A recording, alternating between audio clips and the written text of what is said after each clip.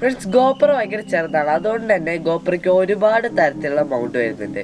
നമുക്ക് chest mount വരുന്നുണ്ട്, തലയിൽ വെക്കാനുള്ള മൗണ്ട് വരുന്നുണ്ട്, അതുപോലെ തന്നെ അത് കുറേ രീതിക്കുള്ള മൗണ്ട് വരുന്നുണ്ട്. നമുക്ക് ഗോപ്രോന്റെ മൗണ്ടുകൾ പറയാവുന്നതിന് ഒരുപാടായിപ്പോ. പക്ഷെ ഇന്നത്തെ ഈ വീഡിയോയിൽ ഞാൻ പറഞ്ഞുതരാൻ പോകുന്നത് ബാഗിലും അതുപോലെ തന്നെ ഇങ്ങനെ ഒരു തൊപ്പിയിലൊക്കെ നമുക്ക് ഫിറ്റ് ചെയ്യാവുന്ന ഒരു മൗണ്ടിനെ കുറിച്ചാണ് പറഞ്ഞുതരാൻ പോകുന്നത്.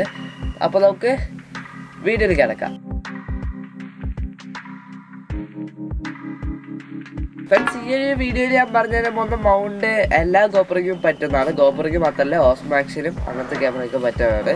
പക്ഷേ ഗോപ്രോയ്ക്ക് ഒരു പ്രത്യേകതയുണ്ട്. ഞാൻ അത് കഴിഞ്ഞ വീഡിയോയിൽ പറഞ്ഞിട്ടുണ്ടായിരുന്നു. നമ്മൾ ടെസ്റ്റ് ചെയ്ത വീഡിയോ അത് കണ്ടിട്ടില്ലാന്നുണ്ടെങ്കിൽ ഡിസ്ക്രിപ്ഷനിൽ ലിങ്ക് ഉണ്ട്.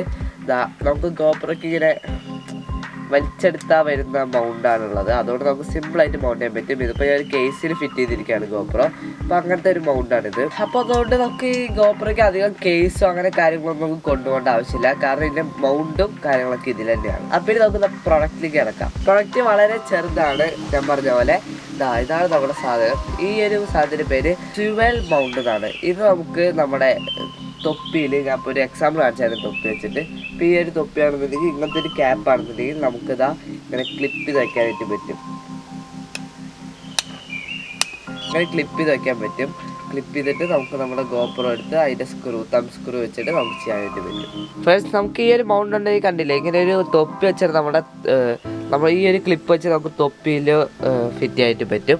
ഇനി ഞാൻ നിങ്ങൾക്ക് ബാഗിൽ വെച്ച് അടിച്ചു തരാം. ഇത് ഏതാ മോഡൽ ചോദിച്ചാൽ ഇത് ഗോപ്രോയുടെ ഹീറോ 9 ആണ്. കഴിഞ്ഞ വീഡിയോയിൽ ഞാൻ പറ്റുണ്ടായിരുന്നു. ഫ്രണ്ട്സ്, അടുത്തായിട്ട് നമ്മുടെ ബാഗിൽ ഗോപ്രോ ഫിറ്റ് ചെയ്ത് നോക്കാൻ പോവാണ്. ഇതാണ് നമ്മുടെ ബാഗ്. ഇതൊരു ആൻറ്റി തെഫ്റ്റ് ബാഗ് തന്നെ പറയാം. ഇത് ഞാൻ റിവ്യൂ ചെയ്യുന്നുണ്ട്, കാരണം ഭയങ്കര യൂസ്ഫുൾ ആയിട്ട് പ്രൊഡക്റ്റ് ആണ്. എന്നെ പോലെ ഗോപ്രോയോ ഒരു DSLR-ലാണെന്നുണ്ടെങ്കിൽ നമുക്ക് ഈ ബാഗ് ഭയങ്കര യൂസ്ഫുൾ ആയിരിക്കും. ഇനി അത് ഫിറ്റ് ചെയ്ത് അടിച്ചു തരാം. ഓക്കെ, നമ്മൾ ഫിറ്റ് ചെയ്തിട്ടുണ്ട്. ഇനി ഇതിൻ്റെ അപ്പം നിങ്ങൾ ചോദിക്കും ഇതിപ്പോൾ സൈഡിലേക്കാണല്ലോ ഇതിൻ്റെ വ്യൂ എന്നുള്ളത്. അതും നമുക്ക് ശരിയാക്കാൻ പറ്റും. കാരണം ഇതിങ്ങനെ റൊട്ടേറ്റ് ആയിട്ട് പറ്റും. ഇതിൻ്റെ മോൾ ഭാഗം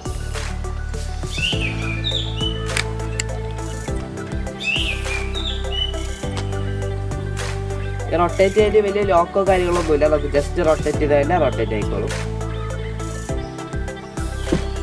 ഇത് നമ്മൾ ബാഗ് ഇടുമ്പോൾ നമുക്ക് ഇതിൻ്റെ വ്യൂ പെർഫെക്റ്റ് ആയിരിക്കും.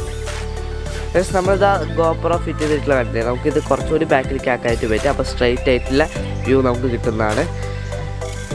ഇതാകുമ്പോൾ നമുക്ക് ബാഗ് നമ്മുടെ കൂടെ ഉണ്ടെന്നുണ്ടെങ്കിൽ നമുക്ക് ബാഗ് വെച്ചിട്ട് നടന്നു കഴിഞ്ഞാൽ നമുക്ക് നല്ല ചെസ്റ്റ് മോഡൽ ഫിറ്റ് ചെയ്ത പോലെ കിട്ടുന്നതാണ്.